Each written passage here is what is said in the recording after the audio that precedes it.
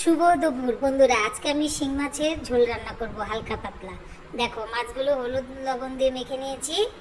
এখন সবজিতে কোয়াশ, আলু, ক্যাপসিকাম, বেগুন, কাঁচা লঙ্কা আর ধনেপাতা নিয়েছি। আমার কড়াইতে তেল গরম হয়ে গেছে। আমি এখন মাছটা ভেজে নেব।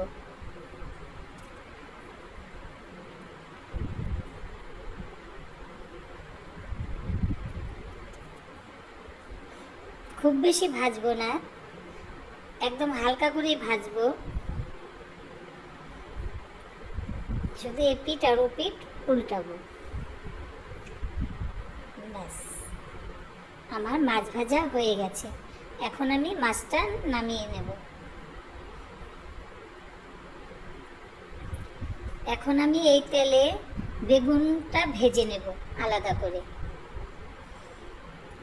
বেগুনে আমি একটু হলুদ আর নুন দিয়ে দেব।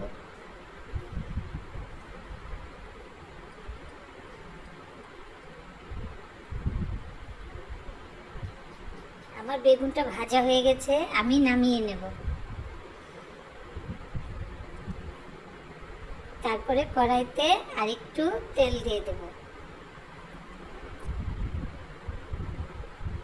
আমি ফোড়নে দিব রাঁধুনি। রাঁধুনিটা একটু ভাজা হয়ে গেলে এখন আমি দুটো কাঁচা লঙ্কা দেব সেন্টের জন্য। তারপরে আলু কোয়াশ দিয়ে সবজিটা খুব ভালো করে ভেজে নেব।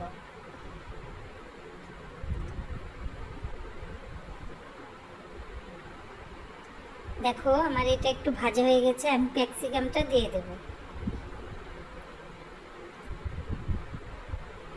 দিয়ে খুব ভালো করে ভেজে নেব। তারপরে দেখো, আমি স্বাদ মতো নুন, হলুদ, আদা জিরা বাটা একসঙ্গে রেখেছি, সেটা দিয়ে দেব অল্প পরিমাণে। তারপরে ভালো করে কষিয়ে নিয়ে একটু ঢেকে দেব।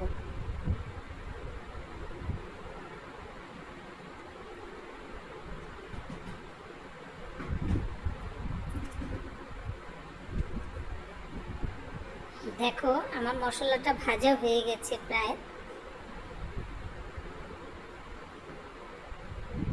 আমি আগের থেকে জল গরম করে রেখেছি, এখন সেই জলটা আমি দিয়ে দেব।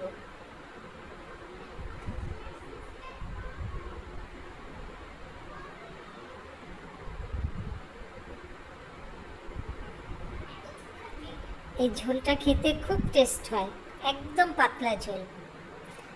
আমি একটু ঝোলটা ফুটতে দিব। ঝোলটা ফুটে গেছে, এখন আমি বেগুন আর মাছটা দিয়ে দেব। কিছু কাঁচা লঙ্কা ফেলে রেখেছি, সেটা দিয়ে দেব। বন্ধুরা, তোমাদের যদি এই শিং মাছের ঝোলটা ভালো লাগে তাহলে লাইক, কমেন্ট, শেয়ার এবং সাবস্ক্রাইব করে দিও।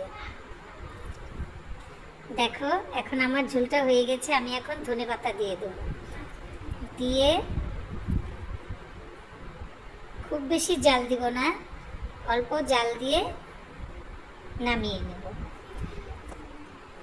আজকের ভিডিও আমার এই পর্যন্ত। পরে দেখা হচ্ছে অন্য রেসিপিতে। দেখো।